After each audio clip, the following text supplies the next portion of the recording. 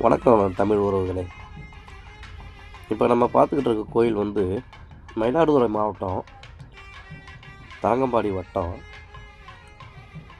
கீழப்பெரும்பள்ளம் கேது கோயிலுக்கு பக்கத்தில் இருக்கிற மேலப்பெரும்பள்ளம்ன்ற ஒரு கிராமம். அதில் தான் இந்த சீதாலாதேவி அம்மன் எழுந்தருளியிருக்காங்க. மேலப்பெரும்பள்ளத்துக்கு இன்னொரு பழைய பேரும் இருக்குது. அது பார்த்திங்கன்னா திருவலம்புரம் அப்படின்னு சொல்லுவாங்க. சீதலாதேவி காத்தியாயினி தாய் அப்படின்னும் அழைப்பாங்க. காத்தியாயினி அப்படின்னா சகல சக்திக்கும் அதிபதியானவள். தன்னுடைய குளிர்ந்த பார்வையால் மக்களுக்கு வரும் நோய்களை தீர்ப்பாள்.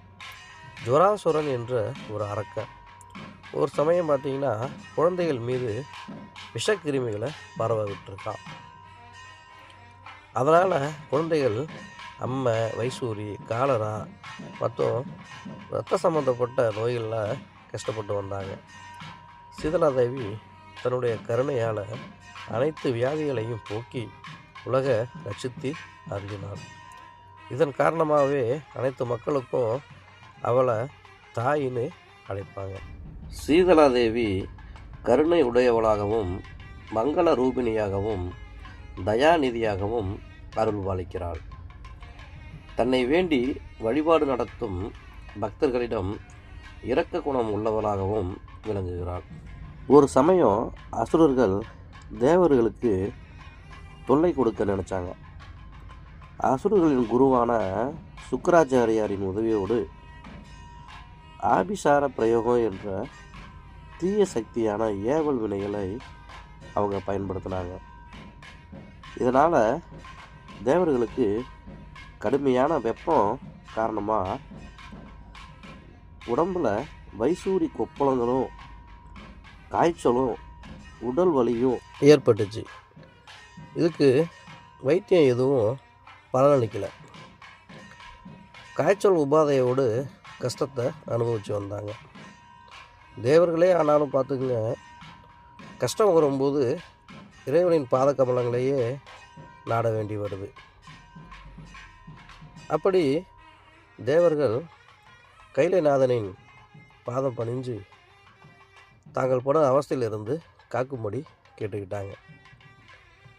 தேவர்களின் துயர் துடைக்க செவிசாய்த்த சிவபெருமான் சடையில் இருந்த சந்திரனிடமிருந்தும் கங்கையிடமிருந்தும் ஒரு பேரொளி ஒன்று தோன்றினுச்சு. அதுவே புவனம் காக்கும் புவனேஸ்வரியின் ஒரு அம்சம். சீதலாம்பிகை என்ற திருநாமத்தோடு தேவர்களின் நலனுக்காக பரமேஸ்வரின் அருளுடன் தோன்றினார். நித்தியமான மந்திரங்களை அனைவருக்கும் கண்டுபிடித்து வெளிப்படுத்துவர் தான் ரிஷி என்று அழைப்பாங்க. அப்படி மந்திரங்களை வெளிப்படுத்துவதில் சிறந்தவர் யாருன்னா மகாதேவனே. சீதலாஷ்டகம் என்ற சூத்திரத்தை கூறி சீதலாதேவியை வழிபட்டால் அனைத்து விதமான ரோகங்களிலும் இருந்து விடுபட்டு நிம்மதி கிடைக்கும் என்று அருள்பாலித்து.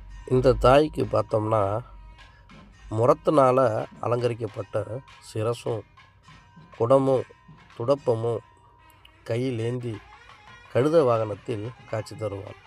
ஈஸ்வரனின் தலையில் உள்ள குளிர்ச்சியான சந்திரனும் கங்கையும் கொண்ட அம்சமான சீதலாம்பிகை மிகவும் குளுமையானவள். குழந்தை முதல் முதியவர் வரை அனைவருக்கும் சீதலாஷ்டகத்தை கூறி நாம் வணங்கினோம்னா நோயின்றி வாழலாம். லலிதா சகஸ்ரநாமத்தில் சீதலாய நமக என்று வரும். இதுவே அம்பிகையின் பெருமையை உணர்த்தும். சமஸ்கிருதத்தில் பார்த்தோம்னா சீதலா அப்படின்னு சொன்னால் குளிர்ச்சி என்று ஒரு பொருள் உண்டு. சீதலாதேவிக்கு பல பெயர்கள் இருக்கின்ற போதிலும் வடநாட்டில் சீதல் அப்படின்னு கூப்பிடுவாங்க. நம்ம தெற்க பார்த்திங்கன்னா மாரி, மகாமாரி, மாரியம்மன், வெள்ளையம்மன், கருமாரி, சீதலாதேவி, அமிர்தவர்ஷினி என்று பல பெயர்களில் நாம் அழைக்கிறோம். சீதலாதேவி பார்வதி அம்மாவோட ஒப்பிட்டு நம்ம மக்கள் வழிபட்டு வருகிறார்கள். சீதலாதேவியை வசந்த ருது என்று அழைக்கப்படும் சித்திரை மாதம் மற்றும் வைகாசி மாதத்தில் உலகத்தின் ராணியாக விழா எடுத்து கொண்டாடப்படுகிறாள். ஸ்ரீதராதேவி ஜுரம், காலரா, சரும நோய், இரத்த சம்பந்தப்பட்ட சகல நோய்களையும் உண்டாக்கும் அசுர கூட்டங்களை தன்னுள் அடக்கி வைத்திருப்பதால் அவளுடைய பக்தர்களுக்கு மேற்கூறிய நோய்களும் மற்றும் 64 வகையான உஷ்ணம் மற்றும் குளிர்ச்சியால் வரக்கூடிய சகலவிதமான நோய்களையும் அழிப்பதோட பக்தர்கள் தான் விரும்பும் வரத்தை தரக்கூடிய தயாநிதியாக அவள் விளங்குகிறார்.